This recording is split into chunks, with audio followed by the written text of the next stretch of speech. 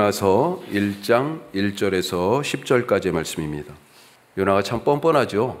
자기 때문에 다 죽게 생겼는데 지금 뭐라고 그래요? 9절 말씀에 보니까 뭐라고 돼 있습니까? 나는 히브리 사람이고 바다와 육지를 지으신 하늘의 하나님 여호와를 경외하는 자. 여호와를 경외하는 놈이 이렇습니까 지금? 우리가 읽은 이 요나 이야기, 물고기 뱃속에서 살아난 요나의 이야기, 어려서 주일학교 때부터 들었던 이 말씀, 그때의 추억을 떠올리게 하는 그런 장면입니다. 예수님도 요나를 언급하신 적이 있으세요? 기억나세요? 예수님을 너무나 미워했던 대적자와 그리고 불신자들이 예수님에게 메시아로서의 당신이 하나님의 아들인 증거를 더 내놔라 요구했죠. 그때 요나의 표적밖에는 더 이상 보여줄 표적이 없다, 그런 말씀하셨습니다. 요나가 물고기 뱃속에서 3일 있다가 육지로 나온 것을 빗대어서 예수님이 죽으시지만 부활하신다라고 하는 것, 그 죽음과 부활이 내가 메시아가 되고 하나님의 아들이 되는 증거다라고 하는 것. 병도 고치고 죽은 자도 살리고 뭐 다 여러 가지 하셨잖아요. 오병이어의 기적도 행하시고 무리도 걷고. 최고의 증거가 뭐예요? 십자가와 부활이에요. 십자가와 부활. 그것을 믿는 자가 예수님을 하나님의 아들로, 우리를 구원하실 그리스도, 메시아로 받아들일 수 있다 하는 거죠. 자, 오늘은 하나님께 받은 말씀을 가지고 그 말씀대로 가지 않고 자기 마음대로 길을 정해서 갈팡질팡 가고 있는 요나에 대한 말씀, 우리가 조금만 더 들어가 보죠. 첫 번째, 일이 술술 풀릴 때 조심하라. 일이 술술 풀릴 때 조심해야 됩니다. 2절 보면 앞부분에 이렇게 돼 있어요. 너는 일어나서 저 큰 성읍 니느웨로 가서, 이게 하나님의 명령이잖아요. 그것을 향하여 외치라. 그러면서 후반절은 뭐예요? 그것의 악독이, 니느웨의 그 죄가 나에게 지금 사무친다. 내가 다 그걸 듣고 보고 있다. 뭘 외치라는 겁니까? 회개하라는, 회개에 대한 선포를 지금 주신 거죠. 요나가 받은 미션입니다. 이게 저 큰 성읍 니느웨로 가서 외쳐라. 회개를 선포해라. 자, 그런데 요나는 이 하나님의 미션에 대하여서 반응을 엉뚱하게 합니다. 하나님의 결정을 수긍할 수가 없었어요. 그 명령을 그래서 실행하고 싶지 않습니다. 받아들일 수 없으니 몸이 못 움직이겠다는 거예요. 마음이 움직여야 몸이 움직이는데 마음에서 이걸 지금 하나님 말씀을 못 받아들여요. 자, 그래서 어떻게 합니까? 몸이 하나님이 가라고 한 길, 그 길이 아닌 다른 길로 가죠. 3절 다시 한번 보죠. 자, 3절. 그러나 요나가 여호와의 얼굴을 피하려고 일어나 다시스로 도망하려 하여 욥바로 내려갔더니 마침 다시스로 가는 배를 만난지라. 여호와의 얼굴을 피하여 그들과 함께 다시스로 가려고 뱃삭을 주고 배에 올랐더라. 저는 이 3절 지금 표시도 해놨습니다만 읽으면서 눈에 딱 들어오는 단어가 이 마침이에요. 마침. 요나는 내륙 한가운데 아수르의 수도 니느웨로 가라고 하는 명령을 받았는데, 니느웨가 아니라 지금 바다를 지나서, 방향이 완전히 반대입니다. 이 동서남북 이 위치도 완전히 반대예요. 바다, 지중해를 건너서 땅끝이라고 얘기할 수 있는 스페인의 다시스로 가는 그런 계획을 갖고 욥바로 내려갔습니다. 항구. 자, 그런데 욥바로 딱 갔더니 마침 다시스로 가는 배가 딱 있는 거예요. 그때 당시에 이 배 시간표가 어떻게 됐는지 우리가 잘 모르겠습니다만 상상할 수 있잖아요. 지금처럼 검색해가지고 비용을 미리 지불하고 나중에 바코드만 딱 QR코드만 보여주면 되듯이 그런 게 아니잖아요. 예약하는 시스템이 있던 게 아니고요. 늘상 배가 다시스까지 어디서부터 출발했을지 모르겠지만 보통은 아프리카에서부터, 북아프리카에서부터 해가지고 이쪽을 지나서 저쪽 터키 아래, 그리스 아래쪽, 이탈리아 뭐 더 지나가지고 계속 어딘가를 계속 들렸다 이렇게 뭐 갈 수 있는 거잖아요. 그런데 최종 목적지가 어디예요? 다시스? 와, 다시스까지 글쎄 1년에 몇 번이나 이 배가 운행할 수 있을까요? 더군다나 가까운 것도 아니어서 말씀드린 것처럼 여기저기를 막 이렇게 들렸다 가야 하는 그런, 그리고 가다가 여기까지밖에 안 가 이럴 수도 있는 거죠. 갈아타고 몇 번을 갈아타야 다시세 갈 줄 모르는 그런 상황입니다. 하지만 하여튼 제일 멀리 도망가자, 제일 멀리 가자라는 마음에 다시스로 목적지를 잡은 것 같아요. 그런데 1년에 그렇게 몇 번 올지도 모르는 배, 가려면 몇 번을 갈아타야 하는지 알지도 못하는, 더군다나 배 시간도 몰라요. 그냥 무작정 요빠라는 항구로 간 겁니다. 그런데 마침 다시스로 가는 배가 딱 거기 있는 거예요. 딱. 그것도 경유도 아니고요. 지금 보니까 직해인 것 같아. 우리에게 이런 일이 생기면 어떤 생각이 듭니까? 이 일이 이렇게 술술 풀리는 것을 보니까 이건 분명 하나님이 인도하시는 거야. 하나님이 허락하시는 거야. 하나님의 뜻이야. 맞습니까? 내 결정에 대해 하나님이 그래 맞아 인정하시고 밀어주시고 격려하는 거예요? 내가 분명히 잘못 들은 걸 거야. 그러니까 하나님이 내가 이렇게 가는데 막지 않으시지. 이렇게 딱 왔는데, 시간표도 모르고 왔는데 딱 어떻게 다시스로 가는 배가 있어. 마침 일이 술술 풀릴 때 조심해야 합니다. 거기에 함정이 있어요.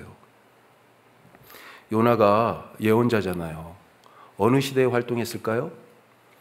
남유다와 북이스라엘로 나눠져 있어요. 어느 쪽일까요? 자, 지금 제가 이쪽을, 북이스라엘이에요. 북이스라엘의 여로보암 왕 때예요. 여로보암 왕이 둘이 있었습니다. 북이스라엘을 창건한 연 왕 이름이 여로보암 1세예요. 둘이어서 앞에 사람을 1세라고 얘기하고, 지금 이때는 여로보암 2세 때입니다. 여로보암 2세. 구약의 북이스라엘 왕 중에 제일 악한 왕 하면 생각나는 왕이 누구예요? 엘리야 시대의 아합에 필적할 만한 악한 왕입니다. 악한 왕이에요. 이스라엘 왕국의 영토를요 최대로 확장했어요. 최대로. 나라의 부가요 최고로 많을 때예요. 그러니까 제일 번성할 때입니다. 제일 번성할 때예요. 자, 열왕기 하에 그래가지고 요나 이야기가 나와요. 한번 보죠. 이렇게 돼 있습니다. 이스라엘의 하나님 여호와께서 그의 종 가데벨 아미떼 아들 선지자 요나를 통하여 말씀하셨는데 뭐라고 했어요? 여로보암이 이스라엘 영토를 회복하되 하맛 어귀에서부터 아라바 바다까지. 이게요 우리가 보통 얘기하는 팔레스타인 훨씬 넘어갑니다. 하맛. 아라바는요 이쪽 아라비아 그 홍해에 다 있는 바다, 거기까지예요. 그만큼 지금 영토가 넓어진다, 이런 얘기로 지금 말하고 있는 것이에요. 영토는 가장 넓고 경제적으로 어느 시대보다 풍부하고 국가의 위상이 높습니다. 강대국들이 주변에 있었지만 그때는 약간 쇠약했을 때예요. 그 틈에서 군계 일학 같은 모습으로 나라가 그 자존심을 드높이고 있어요. 그런데 이때가요 영적으로 가장 악한 때 중에 하나였다고요. 우상을 섬기는데도 불구하고 나라는 부강하니까 지금 이 왕이 펼치는 정책이, 지금 이 나라의 영적 상태가 우상을 섬기는 것이 옳은 일입니까? 맞는 거예요? 이 일이 척척 들어맞고 뭔가가 형통하는 것처럼 보일 때 조심하시기 바랍니다. 하나님이 그를 축복하는 이유는 그의 행동이 맞아서가 아니에요. 옳아서가 아닙니다. 나중에 가서 찾아보세요. 열왕기하 14장 25절 이 뒤에 왜 이렇게 영토를 넓히고 하나님이 이 악한데도 불구하고 복을 주시는지 이유가 나와요. 그 백성이 불쌍해서요. 아무도 구원할 자가 없어서. 그래서 악한 왕임에도 불구하고 하나님이 그 백성을 지금 돌보고 계신 거예요. 이유가 나온다니까요. 두 번째, 하나님이 결정하신다. 하나님이 결정하십니다. 자, 3절에서 요나의 행동에 대한 특별한 표현이 있습니다. 자, 3절. 이것도 미리 보여드리면 안 됐는데 두 번 반복돼요. 같이 한번 읽어보죠. 그러나 요나가 여호와의 얼굴을 피하려고 일어나 다시스로 도망하려 하여 욥바로 내려갔더니 마침 다시스로 가는 배를 만난지라 여호와의 얼굴을 피하여 그들과 함께 다시스로 가려고 뱃삭을 주고 배에 올랐더라. 여호와의 얼굴을 피하려고. 어디서 들어본 표현 같지 않습니까? 어디에서 정답. 아담과 하와 에덴 동산에서 선악을 알게 하는 나무 열매를 먹고 나서 그때 사람들이 모인 반응이 하나님의 낯을 피하여 하나님의 소리를 듣고 하나님의 낯을 피했다, 이렇게 되어 있습니다. 하나님과 눈을 마주치지 못해요. 왜 그렇습니까? 죄 때문이죠.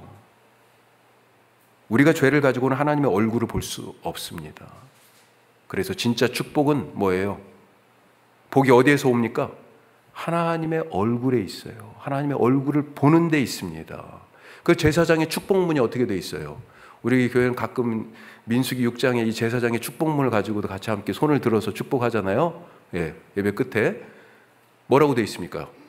이렇게 돼 있어요. 여호와는 내게 복을 주시고 너를 지키시기를 원하며, 자 같이 해요.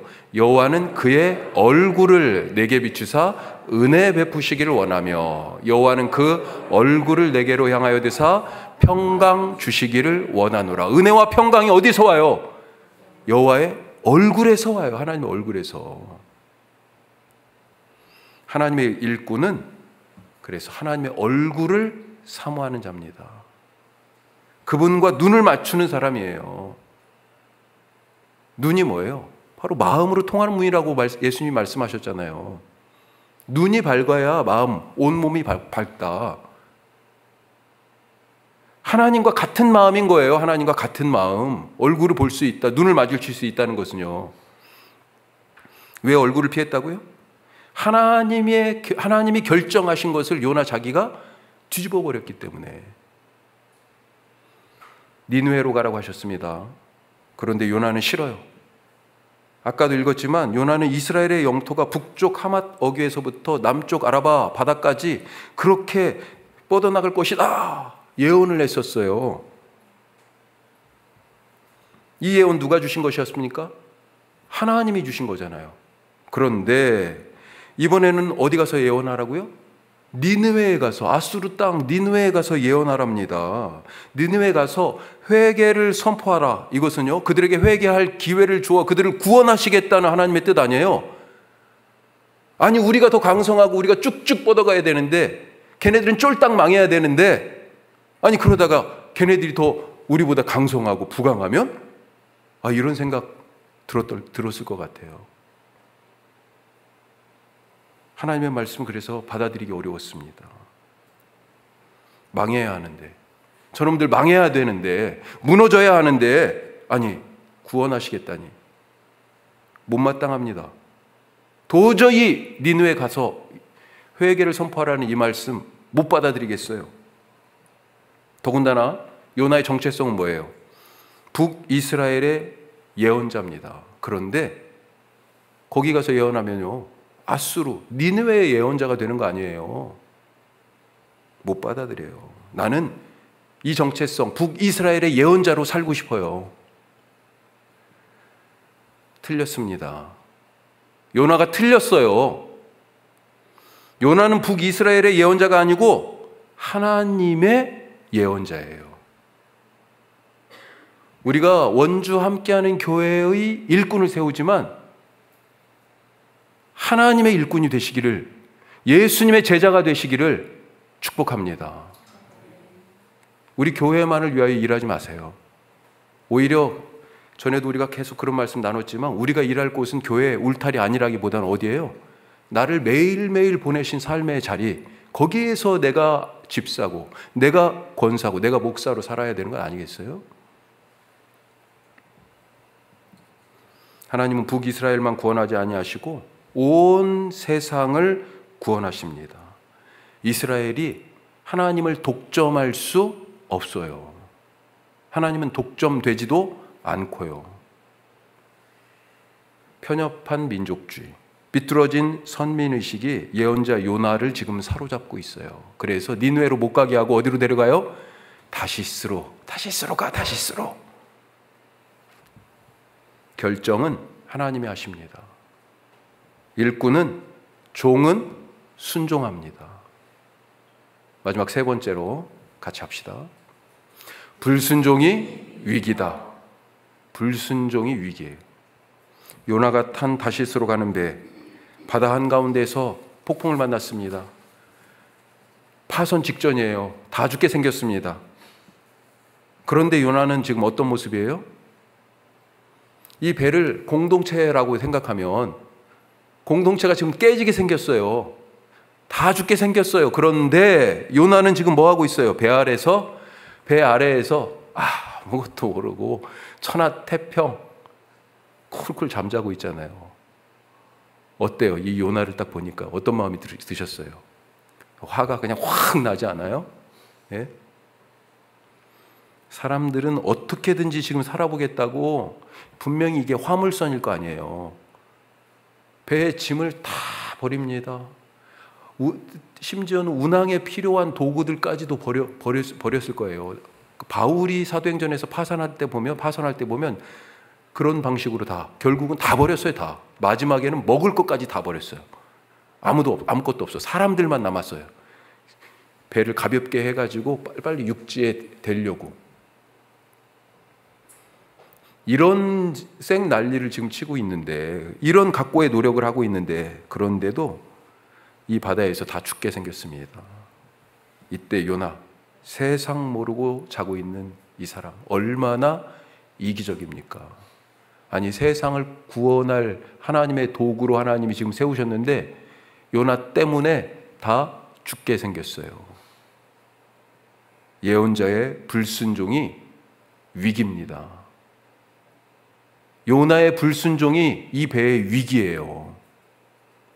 하나님이 세우신 교회 일꾼의 불순종은 교회의 위기고, 한국 사회를 위해 세우신 한국 교회의 일탈과 불순종이 바로 한국 사회의 위기로 나타나고 있는 거잖아요. 오늘 다짐하시기 바랍니다. 순종하는 일꾼이 되겠습니다. 내 불순종은 그 결과가 나 혼자에게만 나타나지 않고요, 공동체 전체에 영향을 끼치는 것을 우리가 생각하고 두려운 마음으로 주의 말씀을 옳게 분별하여 그릇된 신앙과 태도, 신앙 플러스 태도예요. 그릇된 신앙과 태도를 버리고 순종하는, 주님이 기뻐하시는 그런 종들 되시기를 주님의 이름으로 축복합니다. 기도하겠습니다. 세 가지 말씀 나눴습니다. 이 일이 슬슬 풀릴 때 마침 딱 어떻게 하나님이 나를 위하여 예비하셨나 봐 착각하지 마세요. 욕심으로 하는 일은 결국은 다 망하게 되어 있습니다. 직분을, 명예를 누구를 위하여 주는 게 아니잖아요. 네. 일이 술술 풀릴 때 오히려 더 위기의식을 갖고요, 하나님이 결정하신 그 결정을 따라가고요, 내가 불순종했을 때 그것이 내가 속한 공동체의 위기임을 깨닫고 주님, 순종하는 종 되게 하여 주시옵소서. 요나같이 요나를 교사 삼게 하여 주옵소서. 우리 말씀 생각하면서 주님이 나를 그런 일꾼으로 부르셨음을 기억하고 기도하시고요. 우리 후보로